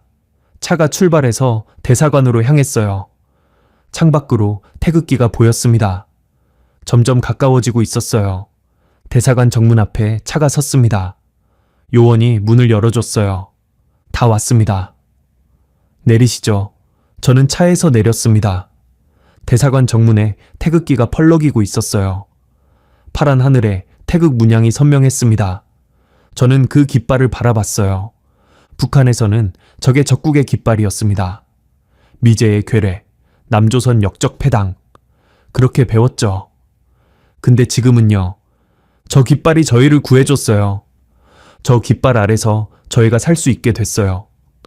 저는 눈물이 났습니다. 멈추려고 해도 멈춰지지 않았어요. 그냥 서서 울었습니다. 아내가 제 손을 잡았어요. 여보, 수진이도 울고 있었습니다. 우리 해냈어. 정말 해냈어. 저는 고개를 끄덕였어요. 응, 해냈어. 은서가 제 팔을 잡아당겼어요. 아빠, 왜 울어? 저는 웃으며 대답했어요. 기뻐서 그래. 아빠, 너무 기뻐서 우는 거야. 기뻐서 울어? 은서가 고개를 갸웃거렸어요. 어른들은 가끔 기뻐서도 울어. 이상해. 은서가 웃었습니다. 저도 따라 웃었죠. 외삼촌이 다가오셔서 제 어깨를 두드리셨어요. 우혁아, 수고했다. 내 덕분에 우리가 여기까지 왔어. 아니에요, 외삼촌. 다 같이 해낸 거예요. 저는 외삼촌 손을 잡았습니다. 외숙모도 오셔서 말씀하셨죠. 이제 진짜 끝난 거지? 네, 외숙모. 이제 끝났어요. 외숙모가 눈물을 닦으셨어요.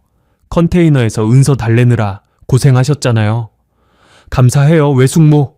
외숙모가 웃으셨어요. 가족인데 당연하지. 국정원 요원이 다가왔어요. 안으로 들어가시죠. 대사관 직원분들이 기다리고 계십니다. 저희는 대사관 안으로 들어갔습니다. 정문을 지나는 순간 저는 뒤를 돌아봤어요. 라오스 거리가 보였습니다. 조금 전까지 저희가 서 있던 곳. 이제 저 밖은 외국이고 여기 안은 대한민국 땅이에요. 법적으로요. 저희는 대한민국 영토에 발을 디딘 거였습니다. 대사관 안에서 직원들이 저희를 맞아줬어요. 어서 오세요. 고생 많으셨습니다. 따뜻한 말이었어요. 커피와 간식을 내주셨고 담요도 줬어요. 은서랑 준서한테는 초콜릿도 줬죠. 직원이 설명했어요. 오늘은 여기서 쉬시고 내일부터 절차를 밟겠습니다. 신원 확인하고 서류 작성하고 그 후에 한국으로 가시게 됩니다. 한국으로요? 네. 비행기로요? 인천공항으로 가시게 됩니다. 인천공항! 저는 그 말을 듣고 실감이 났어요. 진짜 한국에 가는구나. 진짜 대한민국 국민이 되는구나. 그날 밤 저는 대사관 숙소에서 창밖을 바라봤습니다. BNT 안에 야경이 보였어요. 불빛들이 반짝이고 있었죠.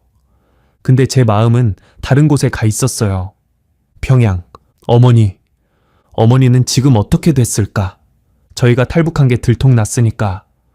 보위부에서 어머니를 잡아갔겠죠. 신문을 받고 계실 거예요. 고문당하고 계실 수도 있어요. 저는 가슴이 찢어지는 것 같았습니다. 어머니, 죄송해요. 저 때문에 이런 일을. 눈물이 흘렀어요. 언젠가 꼭 어머니를 모셔올게요. 약속할게요. 저는 그렇게 다짐하며 밤을 새웠습니다. 라오스 비엔티안 대사관에서 일주일 정도 머물렀습니다. 신원 확인, 서류 작성, 건강 검진. 여러 가지 절차를 밟았어요. 국정원 요원들이 저희와 면담도 했고요. 북한에서의 생활, 탈북 과정, 가지고 나온 재산 등에 대해 물어봤습니다. 저는 솔직하게 다 말했어요. 숨길 이유가 없었거든요. 그리고 2006년 1월 중순쯤이었어요. 드디어 한국행 비행기에 올랐습니다. 비행기 안에서 저는 창밖을 바라봤어요. 구름 위를 날고 있었습니다. 하늘이 끝없이 펼쳐져 있었죠. 옆에 앉은 은서가 물었어요. 아빠, 비행기 처음 타봐. 나도 처음이야. 진짜? 아빠도? 응. 북한에서는 비행기 탈 일이 없었어. 은서가 신기하다는 표정으로 창밖을 봤어요. 구름이 솜사탕 같아. 저는 웃었습니다. 은서가 그렇게 말하니까 정말 솜사탕처럼 보였어요. 아내 수진이가 제 손을 잡았어요. 여보, 우리 정말 한국 가는 거야? 응, 정말 가는 거야. 꿈만 같아. 저도 그랬어요. 꿈만 같았습니다. 몇 시간 후 비행기가 착륙했습니다. 인천국제공항, 창밖으로 활주로가 보였어요. 그리고 멀리 터미널 건물이 보였죠. 기장 안내 방송이 나왔어요. 인천국제공항에 도착했습니다. 대한민국에 오신 것을 환영합니다. 대한민국에 오신 것을 환영합니다. 저는 그 말을 듣고 눈물이 났어요. 환영한다고요. 북한에서 탈출한 저희를 환영한다고요. 평생 적국이라고 배웠던 나라에서 저희를 환영해 준다고요. 비행기에서 내려 입국장으로 걸어갔습니다. 7명이 함께요. 저, 아내, 아들, 딸, 외삼촌, 외숙모, 사촌 누나. 입국 심사대를 지나니까 넓은 로비가 펼쳐졌어요. 사람들이 많았습니다. 마중 나온 사람들, 여행 가는 사람들, 돌아온 사람들. 저희를 마중 나온 사람도 있었어요. 통일부 직원들이었습니다. 팻말을 들고 있었죠. 강구영님, 가족 환영합니다. 저는 그 팻말을 보고 또 울었어요. 준서가 말했습니다. 아버지, 또 울어요? 응. 아버지 요즘 눈물이 많아졌어. 준서가 웃었어요. 저도 웃었죠. 공항 로비에서 잠시 멈춰 섰습니다. 저는 주변을 둘러봤어요. 깨끗한 바닥, 높은 천장, 밝은 조명. 사람들이 자유롭게 오가고 있었습니다. 누구도 감시하지 않았고 누구도 검문하지 않았어요. 이게 자유구나. 이게 대한민국이구나. 저는 가슴 깊이 숨을 들이쉬었습니다. 여기서 살 수 있는 거구나. 여기서 가족들과 함께 살 수 있는 거구나. 그날부터 저희는 하나원에 들어갔습니다. 하나원이 뭐냐고요? 탈북민 정착 지원 시설이에요. 경기도 안성에 있는데 거기서 3개월 동안 남한 생활, 적응 교육을 받습니다. 한국 사회 이해, 직업 훈련, 언어 교육, 심리 상담 여러 가지를 배웠어요. 처음에는 적응이 힘들었습니다. 말이 달랐거든요. 같은 한국어인데 남한 말투가 낯설었어요. 사투리도 그렇고 외래어도 많이 쓰더라고요. 문화도 달랐어요. 북한에서는 상상도 못했던 것들이 남한에서는 당연한 거였죠. 인터넷, 스마트폰, 신용카드 다 처음 접하는 것들이었어요. 은서는 적응을 잘했어요. 어리니까 빨랐죠. 금방 남한 말투를 따라 하더라고요. 준서도 나름 잘 적응했어요. 젊으니까요. 컴퓨터도 금방 배웠고요. 저랑 수진이 외삼촌 가족은 좀 힘들었지만 열심히 배웠습니다. 하나원에서 지내는 3개월 동안 저는 밤마다 잠을 못 잤어요. 어머니 때문이었습니다. 평양에 남은 어머니. 어머니는 지금 어떻게 됐을까? 보위부에 잡혀가셨을까? 고문당하고 계실까? 아니면 이미 그 생각만 하면 가슴이 찢어졌어요. 저는 매일 밤 어머니를 생각하며 울었습니다. 아내한테도 말 못하고 혼자 울었어요. 하나원 교육이 끝나갈 무렵이었습니다. 2006년 4월쯤이요. 어느 날 국정원에서 연락이 왔어요. 강구혁 씨, 드릴 말씀이 있습니다. 직접 만나 뵐 수 있을까요? 저는 가슴이 철렁했어요. 무슨 일이지? 혹시 나쁜 소식인가? 국정원 요원을 만났습니다. 라오스에서 저희를 도와줬던 그 요원이었어요. 그가 말했습니다. 강구혁 씨, 좋은 소식이 있습니다. 좋은 소식이요? 네. 어머님이 살아계십니다. 저는 귀를 의심했어요. 뭐라고요? 어머님이 살아계십니다. 평양이에요. 저는 멍해졌습니다. 살아계셔요? 진짜요? 네. 저희가 확인했습니다. 저는 눈물이 터졌어요. 주체할 수가 없었습니다. 어떻게 살아계신 거예요? 보위부에서 잡아갔을 텐데 요원이 설명해줬어요.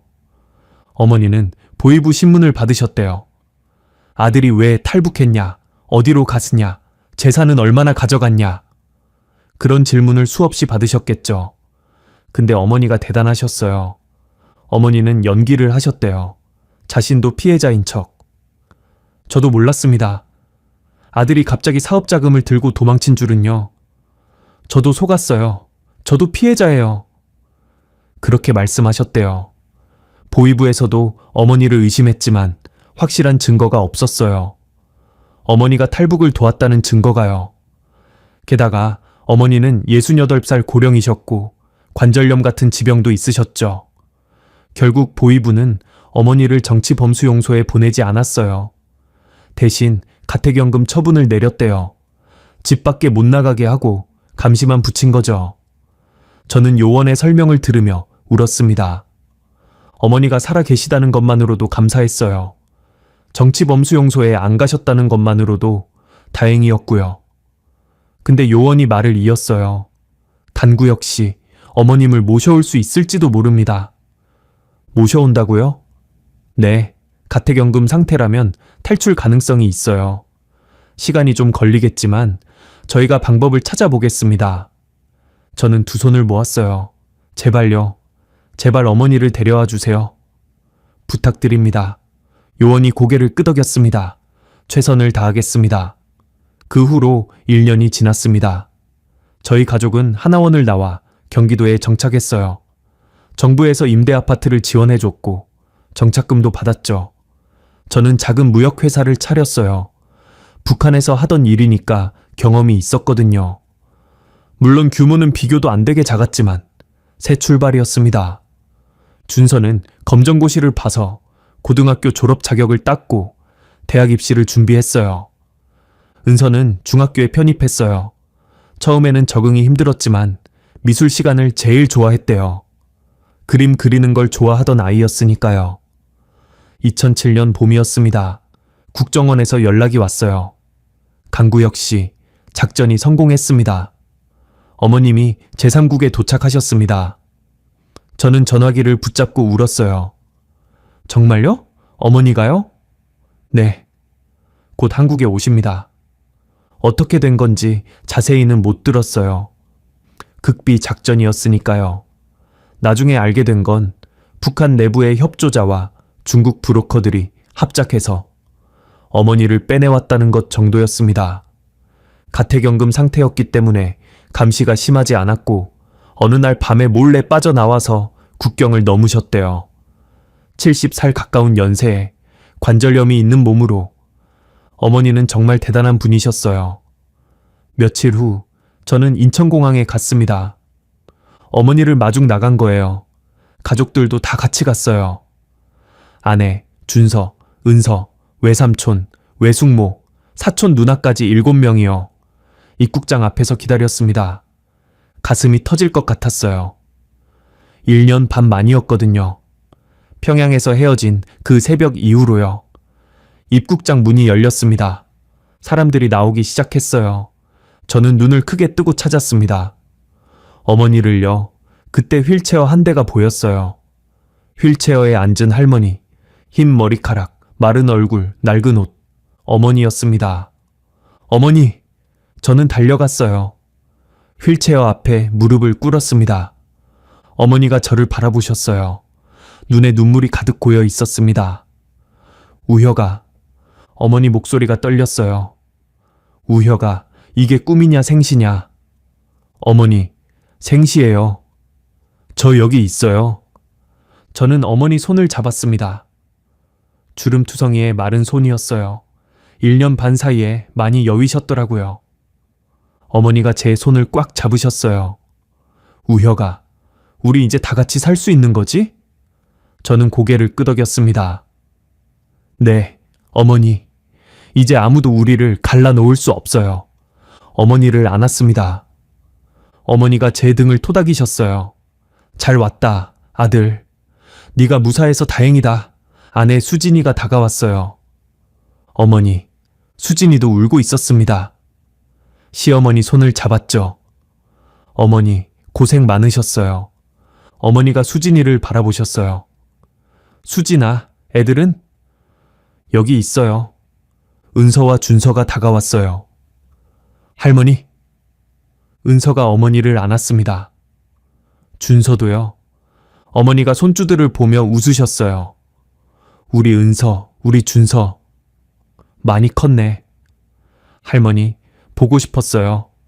나도 보고 싶었어. 어머니 눈에서 눈물이 흘렀어요. 기쁨의 눈물이었습니다. 외삼촌과 외숙모, 사촌 누나도 다가왔어요. 형수님, 외삼촌이 어머니 앞에 섰습니다. 눈시울이 붉었죠. 무사하셔서 다행입니다. 어머니가 외삼촌 손을 잡으셨어요. 동생, 고맙다. 우리 우혁이 잘 데려와줘서. 뭘요, 형수님? 우혁이라 다 한 겁니다. 공항 로비에 8명의 가족이 모였습니다. 저, 어머니, 아내, 아들, 딸, 외삼촌, 외숙모, 사촌 누나, 북한에서 탈출해 온 9 식구, 3대에 걸쳐 쌓은 70억 원의 재산 중 남은 건 절반도 안 됐어요. 브로커 비용, 뇌물, 이동, 경비로 다 써버렸거든요. 근데 그게 뭐가 중요합니까? 돈보다 귀한 게 있었어요. 자유. 그리고 가족. 저희는 그날 공항 로비에서 한참 동안 서 있었습니다. 서로 손잡고 안고 울면서요. 지나가는 사람들이 쳐다봤지만 신경 쓰지 않았어요. 저희는 그냥 행복했습니다. 그게 2007년 일이었습니다. 지금은 2025년이에요. 거의 20년이 지났죠. 그동안 많은 일이 있었습니다. 저희 가족은 경기도의 작은 도시에 정착했어요. 저는 무역회사를 운영하고 있습니다. 규모는 작지만 안정적이에요. 북한에서의 경험이 도움이 됐죠. 아들 준서는 대학에서 경영학을 전공하고 지금은 제 회사에서 같이 일하고 있어요. 37살이 됐는데 결혼해서 아이도 둘 있습니다. 제 손주들이죠. 딸 은서는 미술을 공부해서 지금은 화가로 활동하고 있어요. 34살인데 작년에 개인전도 열었습니다. 탈북 경험을 담은 그림들이었는데 반응이 좋았어요. 아내 수진이는 건강하게 잘 지내고 있어요. 손주들 돌보느라 바쁘죠. 외삼촌과 외숙모는 몇 년 전에 돌아가셨어요. 한국에서 편안하게 여생을 보내시다가요. 자유로운 땅에서 눈 감으신 거예요. 사촌 누나는 늦게 결혼해서 지금 행복하게 살고 있어요. 그리고 어머니는요. 어머니는 2023년에 돌아가셨습니다.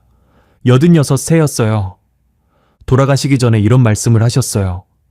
우혁아, 나는 행복했다. 이 나라에서 살 수 있어서.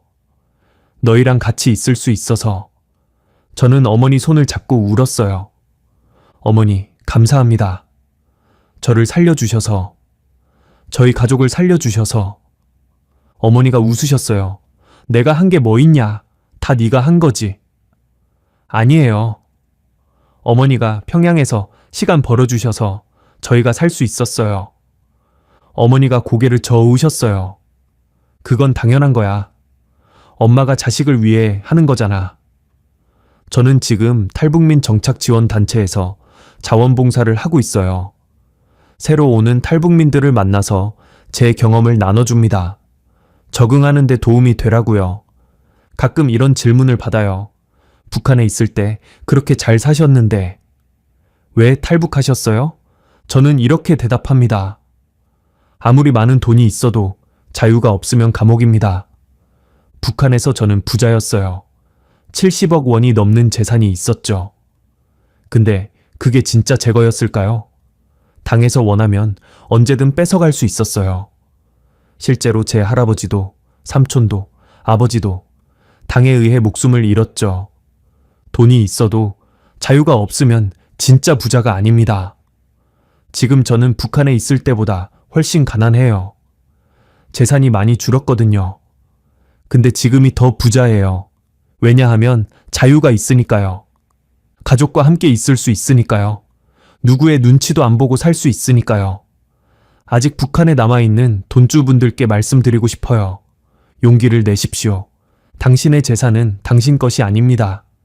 언제든 뺏길 수 있어요. 하지만 자유는 한번 얻으면 아무도 뺏어갈 수 없습니다. 목숨을 걸어야 할 수도 있어요. 저도 두만강에서 죽을 뻔했으니까요. 근데 그만한 가치가 있습니다. 자유는 그만한 가치가 있어요. 여러분, 긴 이야기 들어주셔서 감사합니다. 저는 강구혁이었습니다. 북한 3대 돈주 가문 출신, 두만강을 건넌 사람, 대한민국 국민, 그리고 자유인. 감사합니다.